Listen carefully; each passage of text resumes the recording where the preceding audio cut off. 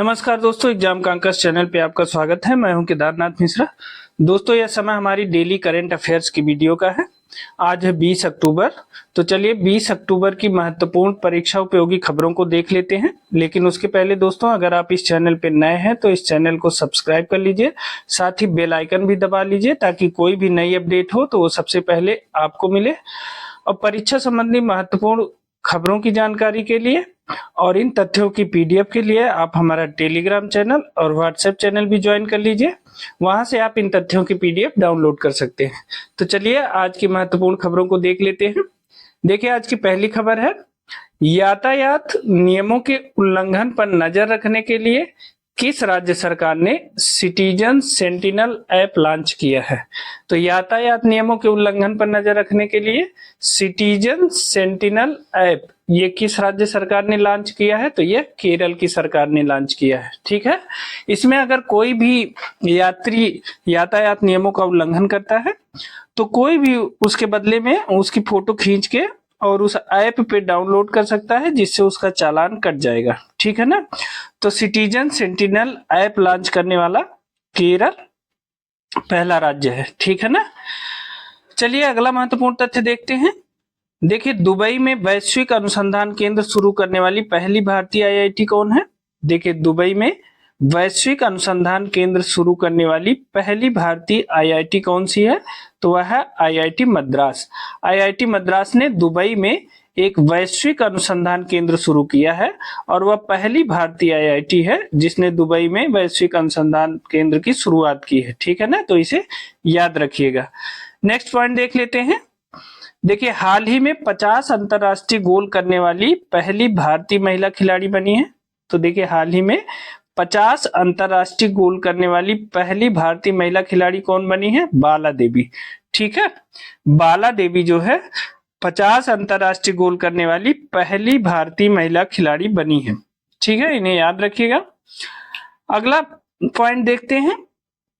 देखिए, श्रमिकों के आवागमन और विभिन्न उद्योगों में उनके नियोजन को आसान बनाने के लिए भारत ने किस देश के साथ श्रम गतिशीलता समझौते पर हस्ताक्षर किया है।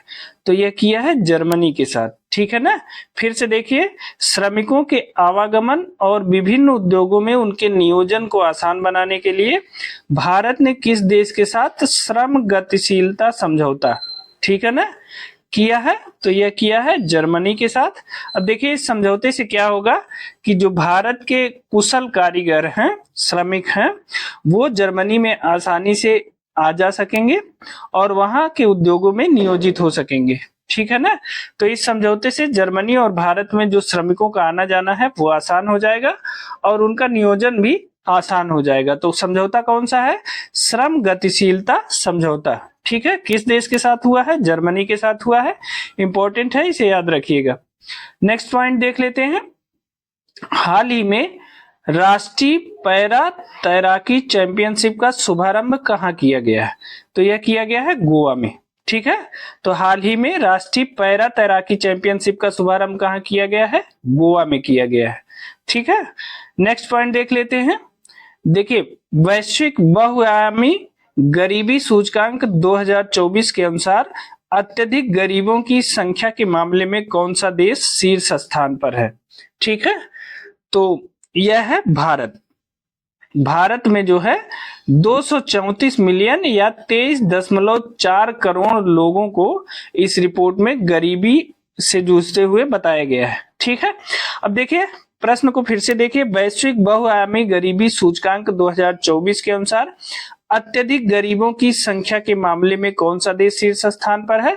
तो वह है भारत। भारत में कुल 234 मिलियन या 23.4 करोड़ लोग गरीबी में जी रहे हैं, ऐसा इस रिपोर्ट में बताया गया है। अब देखिए, वैश्विक बहुआयामी गरीबी सूचकांक जारी कौन करता है। तो यह यूएनडीपी द्वारा जारी किया जाता है। ठीक है ना, इसे याद रखिएगा क्योंकि यह प्रश्न पूछा गया है कि वैश्विक बहुआयामी गरीबी सूचकांक किसके द्वारा जारी किया जाता है। तो वह यूएनडीपी के द्वारा जारी किया जाता है। ठीक है, और अत्यधिक गरीबों की संख्या के मामले में शीर्ष स्थान पे कौन सा देश। भारत है, ऐसा इस रिपोर्ट में बताया गया है, जिसमें 234 मिलियन या 23.4 करोड़ लोग गरीबी में जीवन जी रहे हैं। ठीक है, नेक्स्ट पॉइंट देख लेते हैं। देखिए, राष्ट्रीय महिला आयोग की नई अध्यक्ष कौन बनी है? तो हाल ही में राष्ट्रीय महिला आयोग के नए अध्यक्ष की घोषणा की गई है, विजया किशोर रहाटकर। राष्ट्रीय महिला आयोग की नई अध्यक्ष बनी है विजया किशोर रहाटकर। और ये वेरी इंपॉर्टेंट क्वेश्चन है, ये आने वाली परीक्षाओं, चाहे वो यूपी पीसीएस की परीक्षा हो, चाहे आरओ की परीक्षा हो, और या ट्रिपल एससी की कोई परीक्षा हो, उसके सब के लिए इंपॉर्टेंट है। राष्ट्रीय महिला आयोग की नई अध्यक्ष कौन बनी है? विजया किशोर रहाटकर। अच्छा दोस्तों, बताइए राष्ट्रीय महिला आयोग का गठन कब किया गया था? तो इसका गठन किया गया था जनवरी 1992 में। ठीक है ना, राष्ट्रीय महिला आयोग का गठन किया गया था जनवरी 1992 में। ठीक है ना, तो राष्ट्रीय महिला आयोग की जो नई अध्यक्ष है वो कौन है? विजया किशोर रहाटकर। इसे याद रखिएगा, बहुत इंपॉर्टेंट है। नेक्स्ट देख लेते हैं, 16वां ब्रिक्स शिखर सम्मेलन कहाँ आयोजित होगा, जिसमें प्रधानमंत्री नरेंद्र मोदी हिस्सा लेंगे? तो देखिए, 16वें ब्रिक्स शिखर सम्मेलन का आयोजन होगा कजान, रूस में, क्योंकि इस समय ब्रिक्स की अध्यक्षता रूस के पास है। तो 16वें ब्रिक्स शिखर सम्मेलन का आयोजन रूस के कजान शहर में किया जाएगा। और रूस के राष्ट्रपति व्लादिमीर पुतिन के निमंत्रण पर भारतीय प्रधानमंत्री नरेंद्र मोदी जी उसमें हिस्सा लेने जाएंगे। अब देखिए, जो ब्रिक्स है, सबसे पहले ब्रिक्स में सिर्फ 5 देश थे, ब्राजील, रसिया, इंडिया, चाइना। बाद में उसमें साउथ अफ्रीका भी जुड़ा, और यह उभरती अर्थव्यवस्थाओं वाले देशों के द्वारा बनाया गया संगठन था। लेकिन वर्तमान में इस समय इसमें 9 देश हो गए हैं, जिसमें ईरान, इजिप्ट, इथियोपिया और यूएई भी शामिल हैं।